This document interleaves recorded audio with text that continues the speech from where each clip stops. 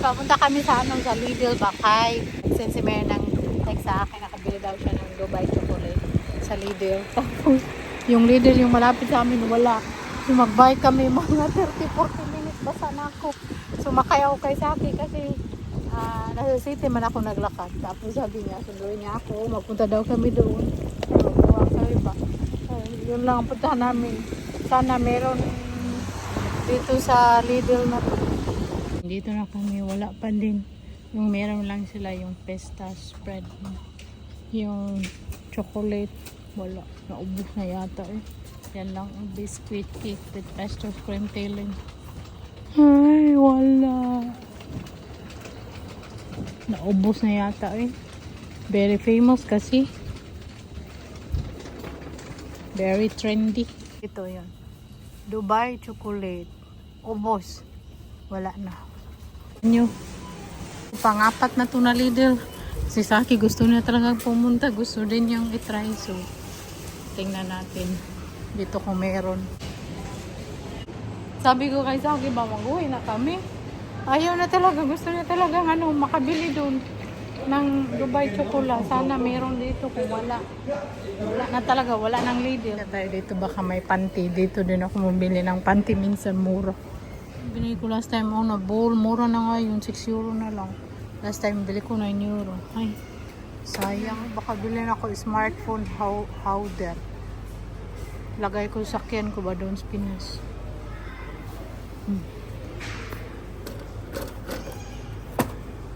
Bili siguro ako niyan.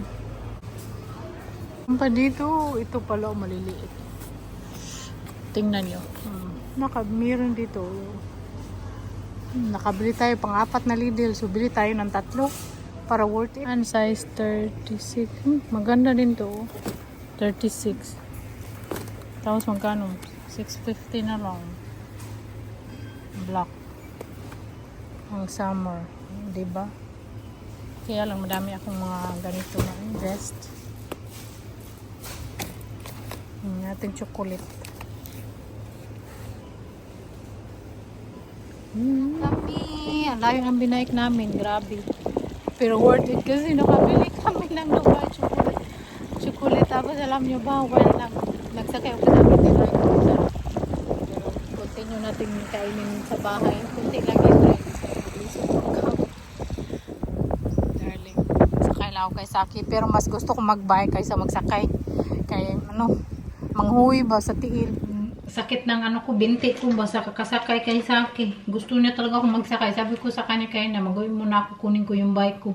Tapos sabi niya, wag ka na mag-uwi, magsakay ka lang sa akin para mag-lose daw siya ng weight. Tapos doon kami sa malayo na Lidl. Nag-buy kami mga almost 1 hour. Diba? Back and forth 2 hours. So, dito, 7:30 PM. Hindi pa siya kumain, pero nagkain ako ng isang banana. Buti nila, nagkain ako bago ako umalis. Kung hindi, gutom na ako. Magluto pa ako. Bumili kami yung leather wipes, panglinis sa sapatos. Tapos, olive oil, naman siya, lime. Kasi nag-sale na, so bumili kami 2. At mayonnaise. Penne pasta na siya. Green peas. So, mas healthy. High in protein. Pistache spread. Tapos, yung pinunta namin doon, yung Dubai chocolate. So, bumili kami ng 5. Yun lang naman. Yun lang bilhin namin. Tapos, sakit. Nabili ko siya ng pickle dito sa harap na supermarket kay gusto niya mapagawa ng tuna salad. Tapos, lagyan ko siya ng pickle. Masarap siya. Kaya sabi ni Saki, nilamig ako, malamig. Sabi ni Saki kanina, magbili pa daw kami. Kasi din siya ba, ganda pang regalo ba, kasi hindi siya very, na chocolate. So,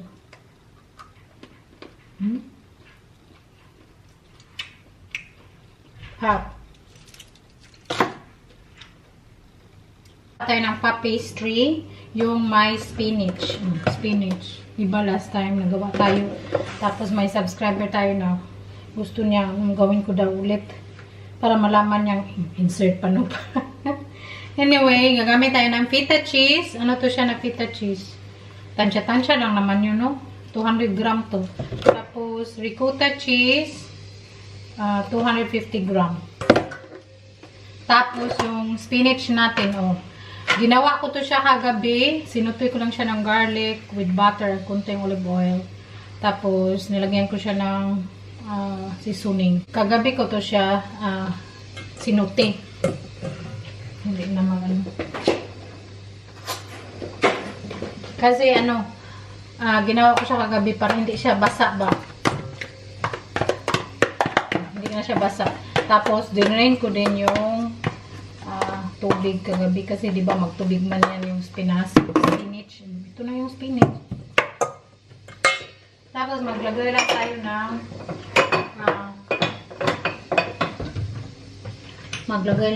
ng nasa na ba yun?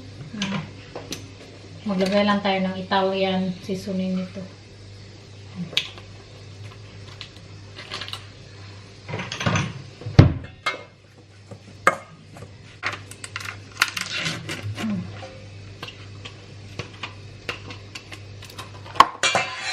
Tapos, ilagay natin yung feta cheese.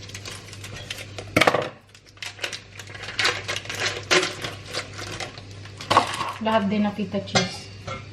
Dapat mo siya lugmukin yung feta.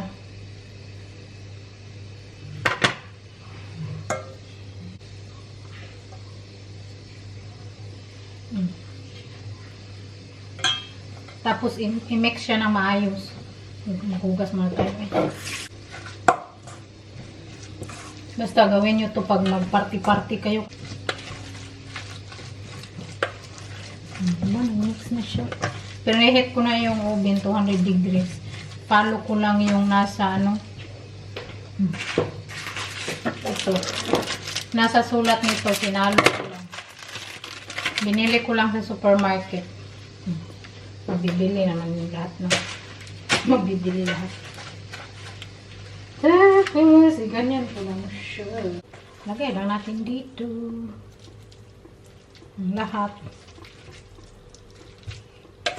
Ang laki. Ang dami.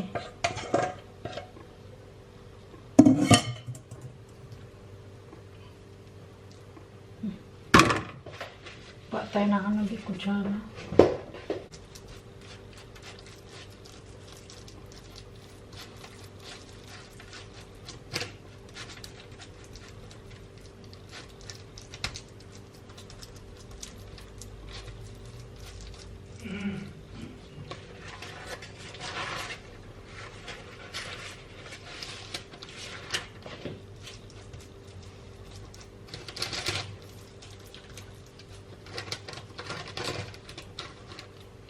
Tapos, idikit mo lang siya. Tapos, lagay sa oven, mga 20 to 30 minutes. Sunod ko lang yung diba? Ang dali lang. Ang dali lang gawin.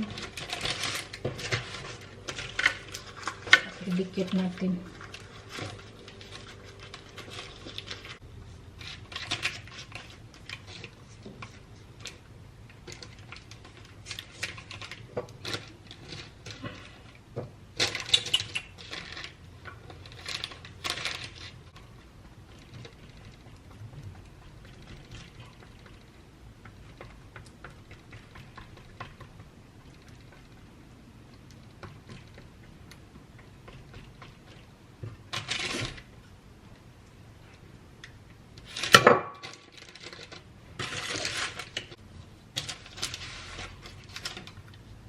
Ngayon natin sa oven.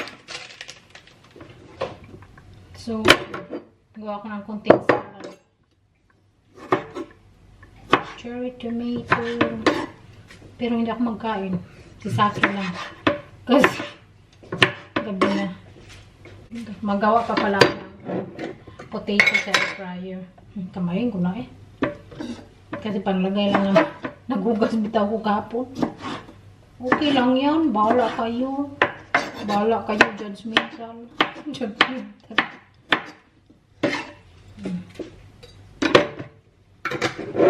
Magawa pala ako ng tuna salad. Tapos olive oil na may lime. Diba? Panglagay sa salad o mga ano dyan. Tapos lagay natin ng feta.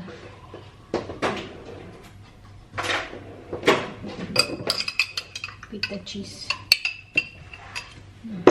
Yan na ang pagkain ni Mister. Palaman namin sa bread. Bring natin yung tubig. So, yung ingredients ko naman is celery, tapos apple, and pickle. Iba-iba na naman, no? Kung wala kayong celery, wala kayong pickle, pwede din apple, or pwede celery lang. Ganyan ako. Masarap. Buhain ko sila maliliit. Para may kunting kagat ba. Pero kung ayun yung kumain ng celery, huwag nyo na lang lagyan. Ako, kumakain kasi ako ng celery. Celery juice.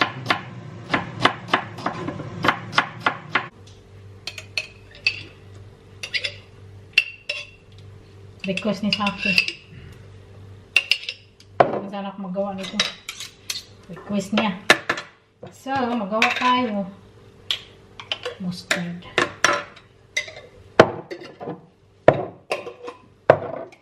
Ito mustard din. Spicy na mustard. Diba? Grabe na to. Next to go.